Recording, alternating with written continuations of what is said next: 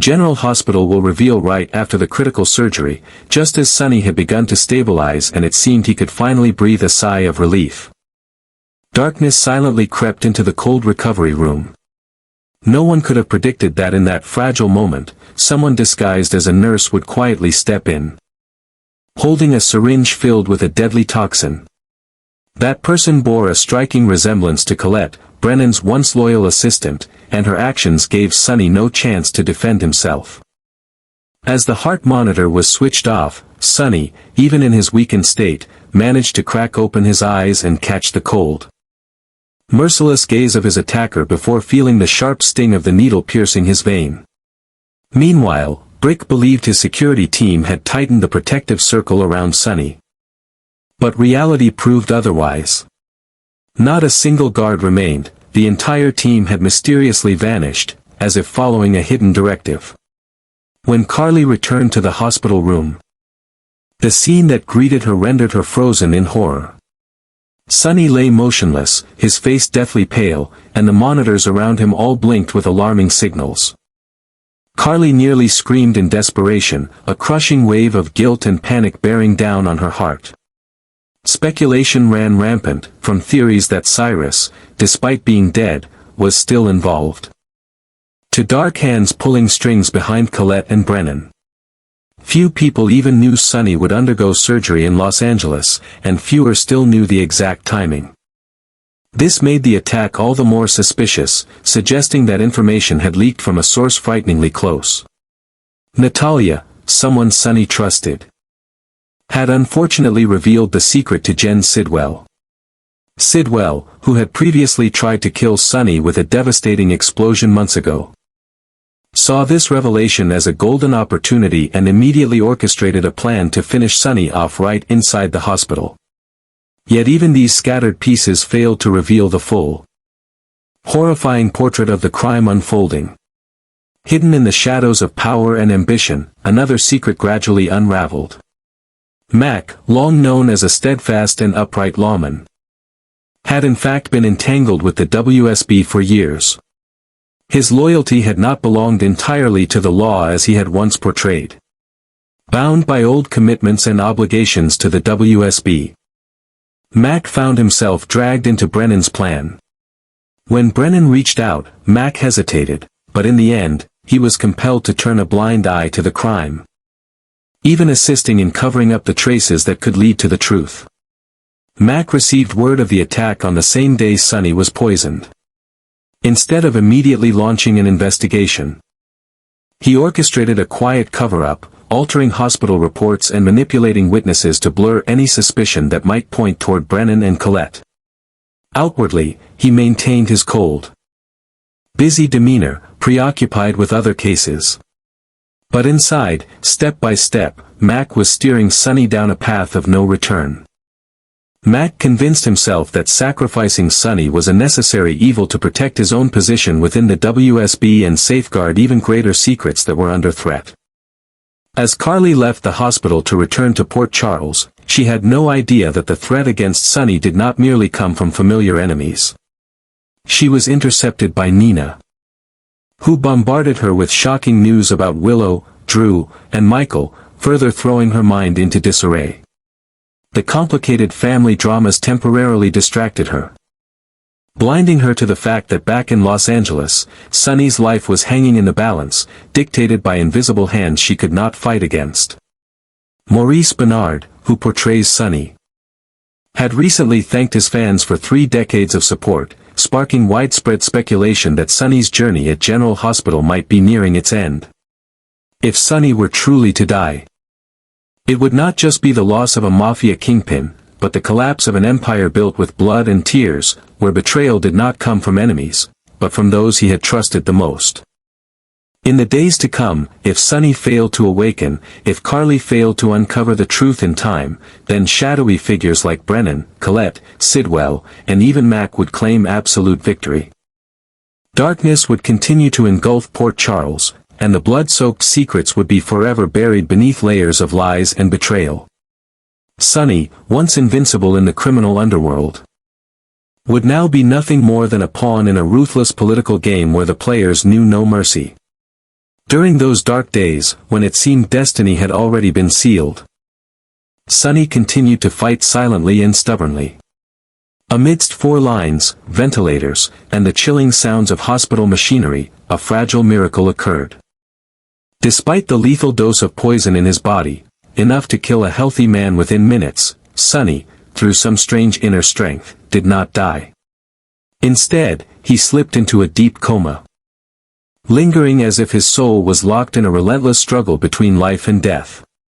Doctors were baffled, Carly was plunged into despair, while Brennan and Mac tightened their invisible noose, convinced that as long as Sunny remained unconscious, their secrets would be buried forever. But Port Charles has never been an easy land for traitors. Though distracted by family chaos, Carly could not shake off the gnawing sense of unease consuming her mind. She began to question the mysterious disappearance of Sunny's security team, the eerie coincidence surrounding the timing of Sunny's attack, and most of all, Mac's unusual evasiveness when she pressed him to open an official investigation. Carly could not comprehend why Mac, who once fought by her side against the darkest forces, now showed such indifference and avoidance. Carly decided to investigate on her own. She sought out Brick, the only person she still trusted. Together, they followed every small trace, disabled security cameras, hospital staff mysteriously reassigned from critical shifts.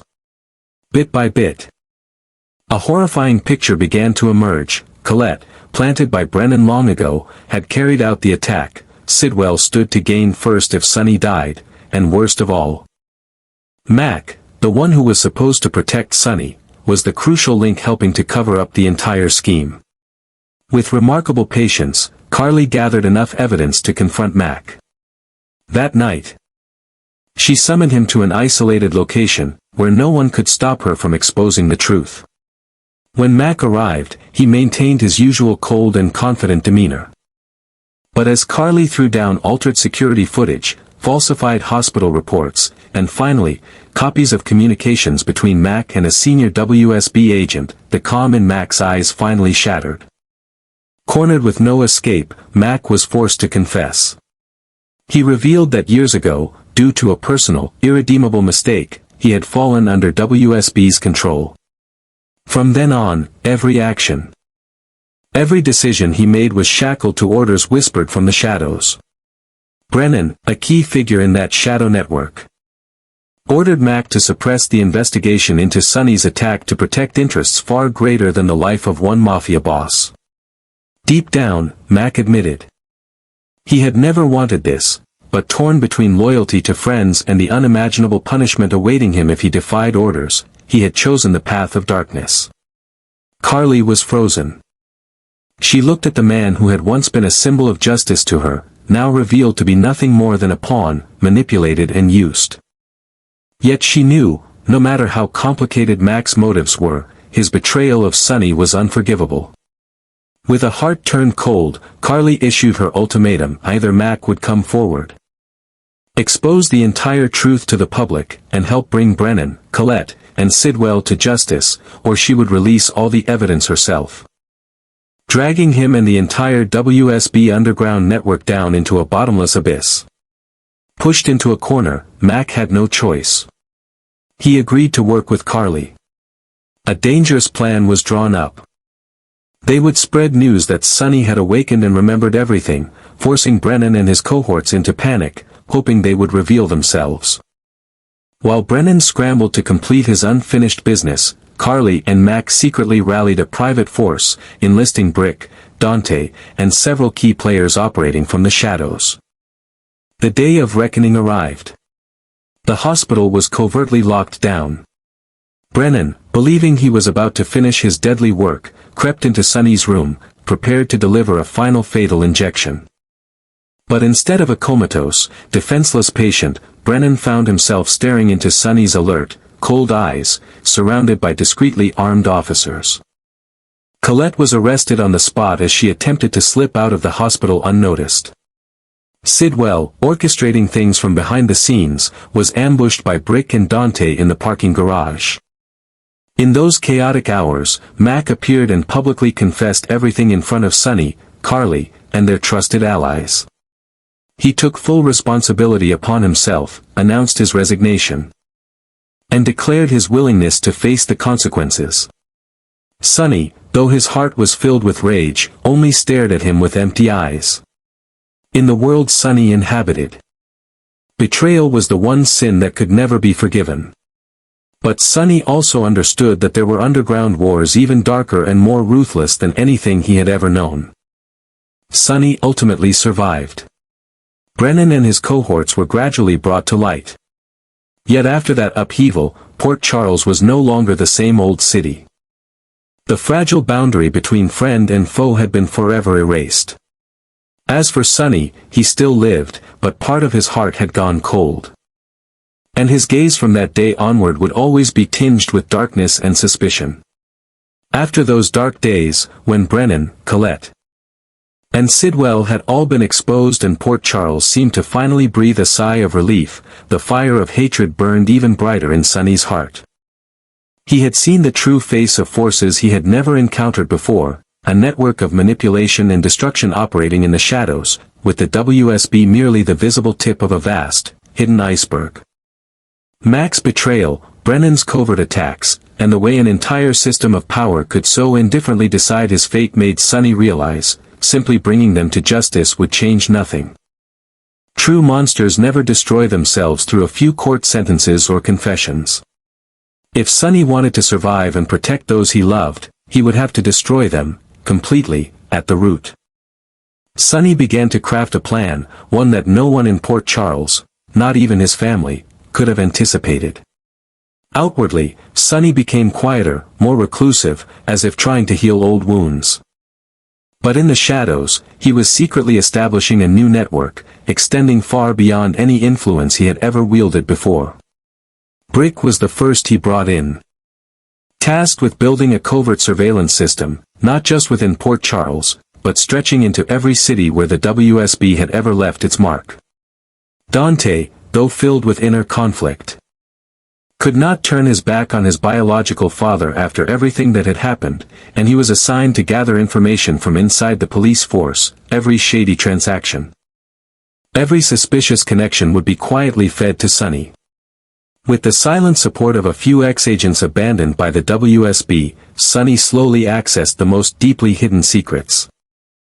The identities of the true operators in the shadows, the financial pipelines that sustained illicit operations, and even the brutal experimental programs the WSB had secretly funded. Every piece of information Sonny acquired became a sharpened dagger he honed in silence, waiting for the day to strike. Meanwhile, Sonny maintained a flawless outward appearance. He hosted charity galas, invested in community projects, and appeared beside the most powerful figures in Port Charles with a warm smile and a friendly handshake. No one could have guessed that beneath this public rebirth, Sonny was quietly building an empire of revenge more ruthless than anything he had ever orchestrated before. Sonny's first move was to sow division within the WSB itself. He secretly released false information. Leaked evidence suggesting that several high-ranking agents had betrayed the organization to foreign corporations. These accusations quickly sparked suspicion, internal division, and brutal purges. The WSB, which had always thrived on absolute secrecy and unwavering loyalty, began to rot from within.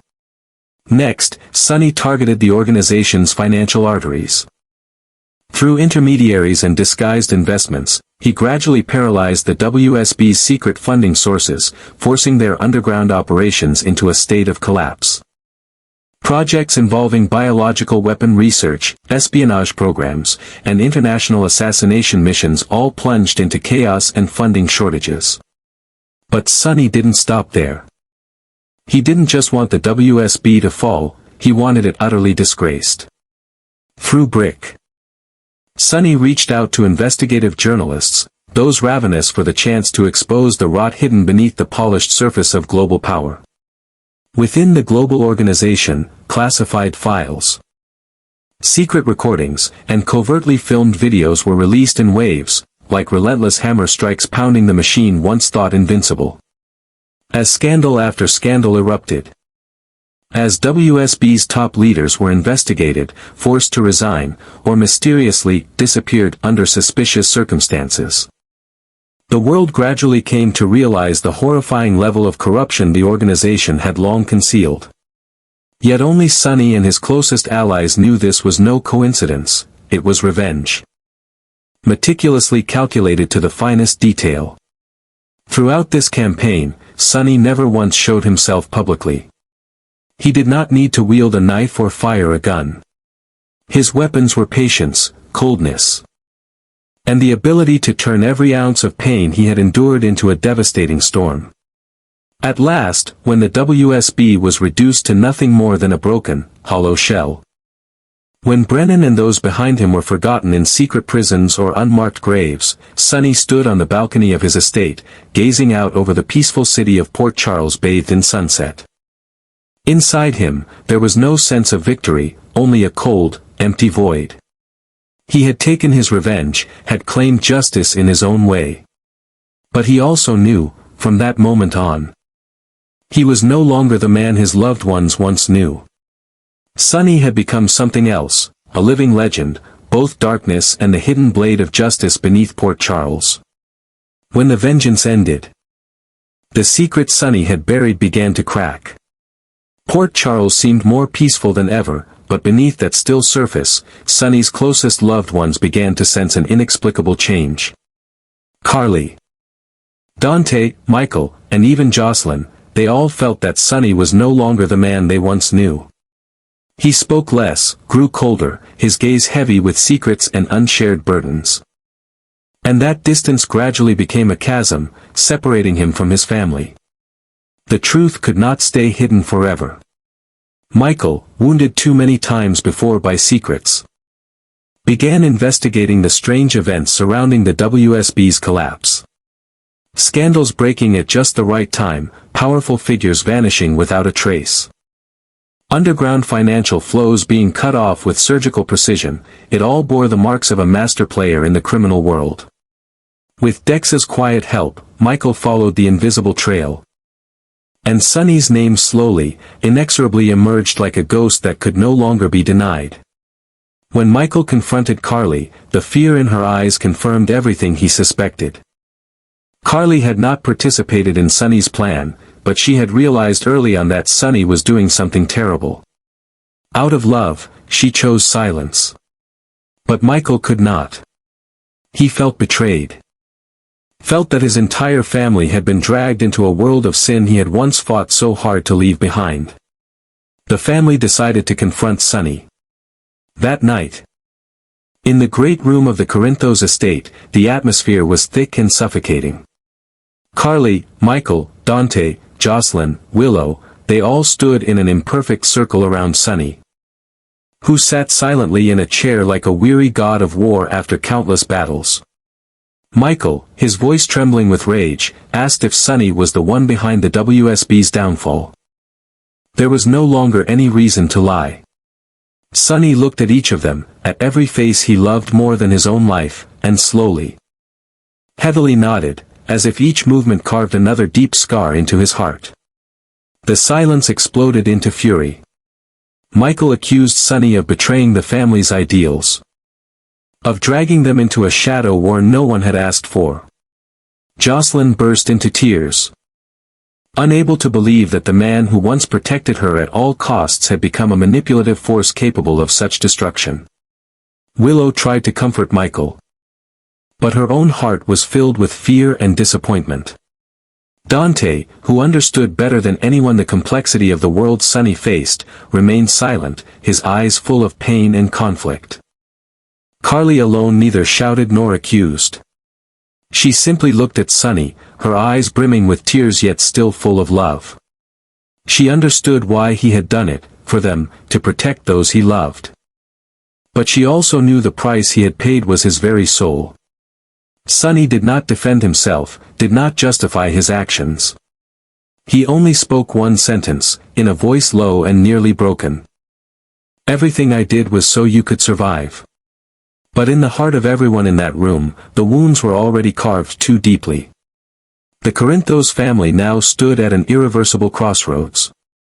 Either they would accept Sonny, with all the darkness he carried, or they would have to leave him behind to preserve what light remained within themselves. Michael was the first to walk away. He could not forgive. Willow followed quietly, and after a moment of painful hesitation, Jocelyn too could bear it no longer. Only Dante and Carly remained. Dante stepped forward, placed a hand on Sonny's shoulder, but said nothing. His gaze spoke for him, disappointment, sorrow, but also a silent understanding. He whispered a single, mournful sentence, "You've lost yourself, Dad." Only Carly stayed. She knelt before Sonny and embraced him, offering a forgiveness that needed no words. But even within Carly's arms, Sonny could feel the invisible distance that would forever remain between him and the world he once called family. Sonny had won his war against the WSB. But he had lost the most precious thing of all, the unconditional love and trust of those he cherished the most.